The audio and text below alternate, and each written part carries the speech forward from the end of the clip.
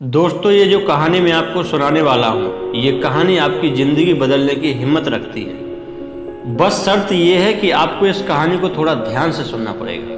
तो कहानी है एक हिरन की। एक बार एक हिरन जंगल में पानी की तलाश में घूम रही थी। इधर से उधर भटक रही थी। बहुत प्यास लगी थी उस हिरन को। बहुत देर से इधर से उधर भटक रही थी, लेकिन उसे पानी कहीं पर भी नहीं मिल रहा था। थोड़ी देर जंगल में इधर से उधर भटकने के बाद हिरन एक पेड़ के नीचे, एक झाड़ के नीचे बैठ जाती है। तो उतने में ही उसे पानी की नदी की आवाज़ सुनाई देती है। तो हिरन उस झाड़ के नीचे से उठकर फौरन वो नदी की आवाज़ की तरफ आगे बढ़ने लगती है। तो वो देखती है कि उसके सामने एक बहुत बड़ी नदी है। तो जैसे ही वो हिरन उस नदी को देखती है तो उसे बहुत खुशी होती है, मानो उसे कहीं से कोई नई जिंदगी मिल गई हो। वो फौरन दौड़कर उस नदी के पास जाती है और जैसे ही पानी पीने के लिए अपना सर नदी में झुकाती है तो उसकी नज़र अपने राइट पर पड़ती है। वो जैसे ही अपने राइट में देखती है तो उसे एक शिकारी नज़र आता है। वो हाथ में धनुष तीर लिए हुए निशाना तान कर खड़ा हुआ है। और फिर जैसे ही उस हिरन की नज़र अपने लेफ्ट में पड़ती है तो उसे एक शेर नज़र आता है जो कि झाड़ियों में छुपा हुआ होता है। अब हिरन पानी वानी सब भूल जाती है, कुछ भी नहीं रहता उसके दिमाग में, प्यास वगैरह सब कुछ भूल जाती है। फिर वो हिरन पलटकर पीछे देखती है तो उसे भयंकर आग लगी हुई दिखती है जो कि धीरे धीरे उसकी तरफ बढ़ रही होती है। अब हिरन जाए तो जाए कहाँ। राइट में देखती है तो उसे एक शिकारी नजर आ रहा होता है जो कि निशाना तान कर खड़ा हुआ था। और अपने लेफ्ट में देखती है तो शेर नजर आता है। सामने गहरी और लंबी चौड़ी नदी थी और पीछे आग लगी हुई थी। चारों रास्ते बंद हो चुके थे, चारों तरफ से मुसीबत आ चुकी थी। अब हिरन सोच में पड़ जाती है।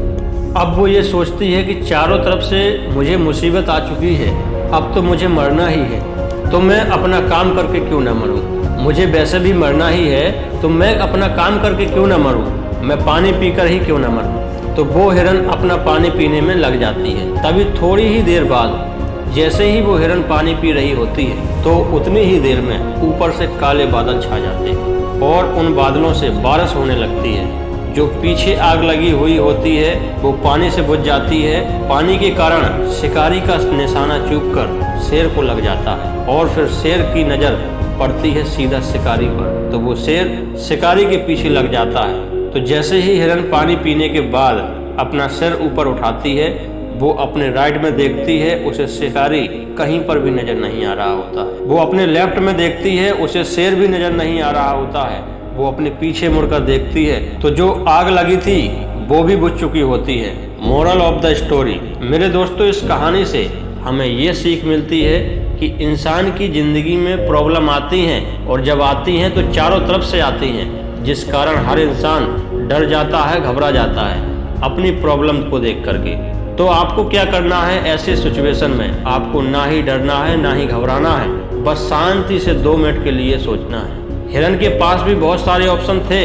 हिरन भी ये सारी सिचुएशन को देखने के बाद या तो पानी में छलांग लगा सकती थी या फिर उधर से भाग सकती थी, लेकिन उसने शांति से सोचा। वो अपने काम में लगी रही, वो पानी पीने आई थी और पानी पीने में लगी रही। इंसान भी अपनी कामयाबी से बस थोड़ी ही दूरी पर रहता है, लेकिन उसे मुसीबतें दिखने शुरू हो जाती हैं। घर की प्रॉब्लम, पैसों की प्रॉब्लम, जिनके कारण वह कुछ भी नहीं कर पाता है, घबरा जाता है, डर जाता है। लेकिन आपको ना ही घबराना है ना ही डरना है, आपको बस अपने काम में निरंतर लगे रहना है। मेरे दोस्तों, उम्मीद करता हूँ कि आपको ये कहानी पसंद आई होगी। दोस्तों, ये मत सोचना कि ये दुनिया क्या कहेगी, कर गए तो ये दुनिया सिर्फ तुम्हें देखेगी।